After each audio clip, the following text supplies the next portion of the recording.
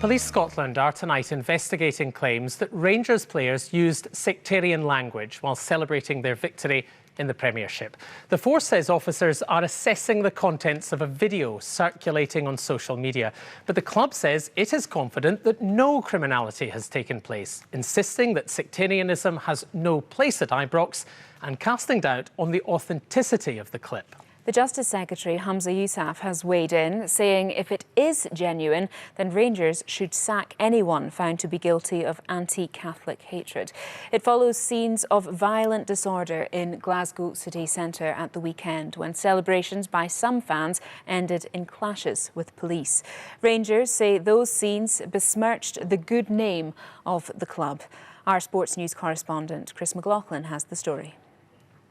Rangers players and staff inside Ibrox after lifting the title. The mobile phone footage appears to show them drinking alcohol and mixing together against COVID protocols. An investigation into that is underway. But it's another video also shot here on the same day, apparently in the same area, that's causing real controversy. In it, there's a group of Rangers players and backroom staff all singing the song Sweet Caroline. But many are alleging there's an extremely offensive anti-Catholic add-on relating to the Pope.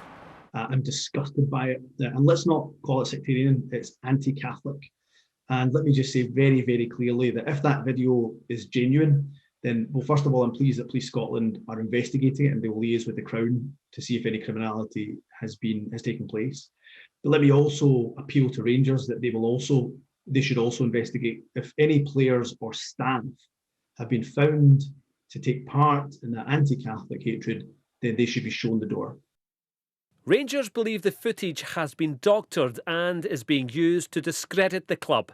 In a statement they said, "It's deeply concerning that this video has been taken as genuine and has been shared widely, including by some political representatives who should be mindful of their influence and legal processes. Our squad is richly diverse, sectarianism is unacceptable and has no place in our club, which is underlined by our Everyone, Anyone campaign." We'll review all the circumstances that are presented to us in that video and not just the specific allegations. And again, as I've said, if there are offences being committed, we can identify the individuals that are committing those offences, then we will take action. It comes after some of the club's fans were widely condemned for gathering in numbers and then causing violence in Glasgow on Saturday. 28 people were arrested after clashes between fans and the police.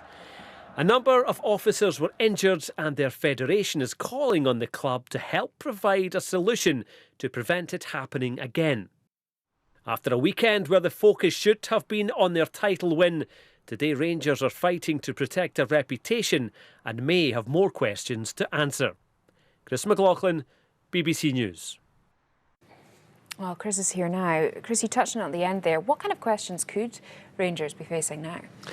Well, clearly the club don't think this footage is genuine.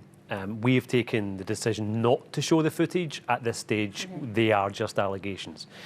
But if they are so confident this footage is not genuine, may they then be asked to provide some kind of evidence? Now, also the players, the backroom team involved in the video, might they at some point want to come out and give their side of the story to clarify exactly what might have been said?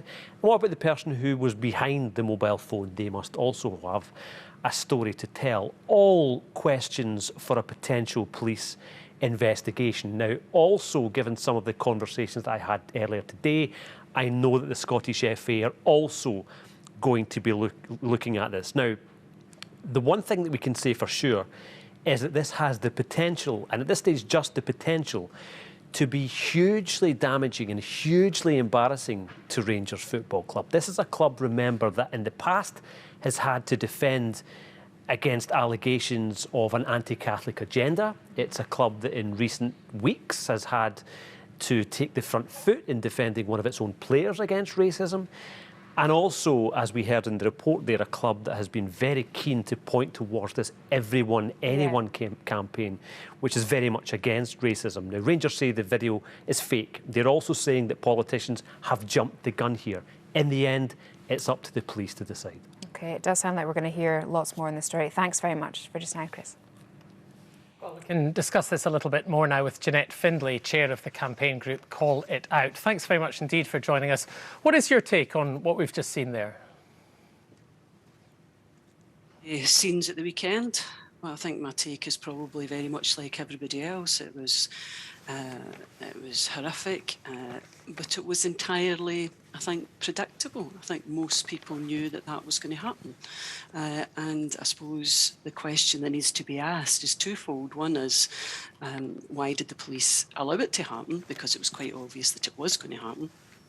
But the second question, I think, is more fundamental, which is what is it about Scottish society that allows a group of people to feel emboldened enough and enabled to regularly spout their anti-Catholic hatred and their anti-Irish racism on the streets of Scotland. And what's your answer to that? Well, what do you think is the answer to that question? Why do I think that they feel emboldened? Yes. Well, because this is not the first time this particular group of people have done this. It's not even the first time they've done it this year in the same place. And these are the same people, I would argue, who regularly parade the streets of Scotland, parading past Catholic churches and spouting their hatred.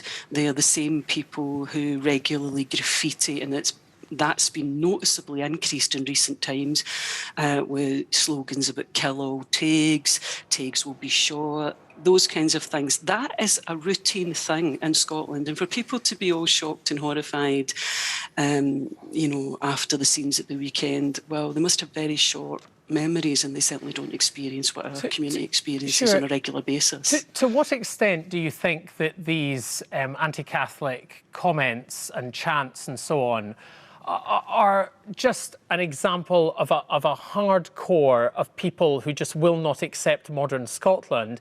And to what extent do you think that they actually suggest continuing endemic prejudice against Catholics or Irish Catholics? No, these are not... these are the most visible manifestations of the running sore, which has anti-Catholicism and anti-Irish racism in Scotland. These are the visible manifestations. They're not even the worst. We live in a country where Catholics are more likely to live in poor communities. Catholics are they're overrepresented in the prison population. They have died in larger numbers than any other ethnic minority group of COVID. And these are long-standing fundamental structural issues which Scottish society on the whole, not just Glasgow, not just the west of Scotland, it's not just a football thing, but they've failed to address these things. But you don't accept, do you? Sorry to interrupt, but you don't accept then that there's been an emerging, successful, prosperous middle class of Catholics in Scotland, and that, for example, if you look at the research that one of our preeminent historian, arguably Professor Tom Devine, has done, talking about cracking any glass ceiling which in the past might have inhibited Catholics, 6 Scottish university principals in the past few years, 2 previous Lord Advocates, the most senior judge in Scotland. Isn't that evidence that actually there's nothing really holding Catholics or people of Irish descent back in this country? Okay, well, if you argue that, and nobody is saying that we're in the same position we were when we arrived here in large numbers about 170 years ago. Nobody's suggesting that. And it's certainly true that some people become successful and have, through the education system, through our Catholic schools, become very successful. There's absolutely no doubt about that.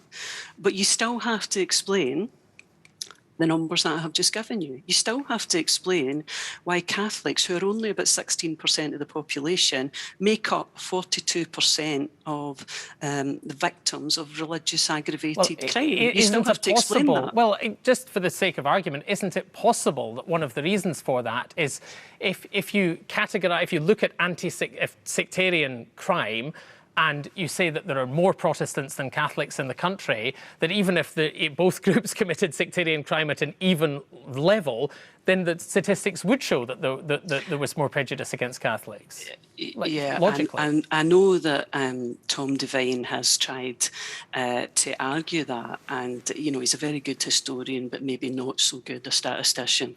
So why is that wrong? Well, it's wrong because if you take the proportion of people, crimes, it's crimes, not people. If you take the proportion of incidents in which the hatred that's being evinced is anti-Catholic, and then you look at the proportion of Catholics in society, then they're definitely overrepresented in terms of that crime. So, for instance, this is almost like the situation in the 1700s when Glasgow had more anti-Catholic societies than it had actual Catholic residents. But it's not anything like the situation in the 1700s in any other respect, is it? I mean, is it? No, I was making a statistical analogy. No, I understand. I take your point. Is it your contention that sectarianism in Scotland only cuts one way now, and that, say, the singing of pro-IRA songs by some Celtic supporters, a small minority, is not something to be concerned about, that this is a one-way problem? It's interesting that you should say that, because earlier on today your researcher was asking me why it is, and you have asked me why it is that this problem continues. Well, the problem continues because in the face of blatant, egregious anti-Catholic and anti-Irish racist behaviour at the weekend, you want to ask me about what members of my community might have done. That's why it still persists, because you want everybody to look away from the problem, which is there, it can be seen in the data, and you want to look away from that and start to talk about what about it. I mean, I'm afraid that's the problem. That's palpably not the case, as was evidenced by the fact we've spent 5 minutes discussing one and I've asked you another on the wider issue of sectarianism. But thank you very much indeed for your time. Jeanette Findlay from the Call It Out campaign. Appreciate your joining us this evening. Thanks a lot. You're welcome.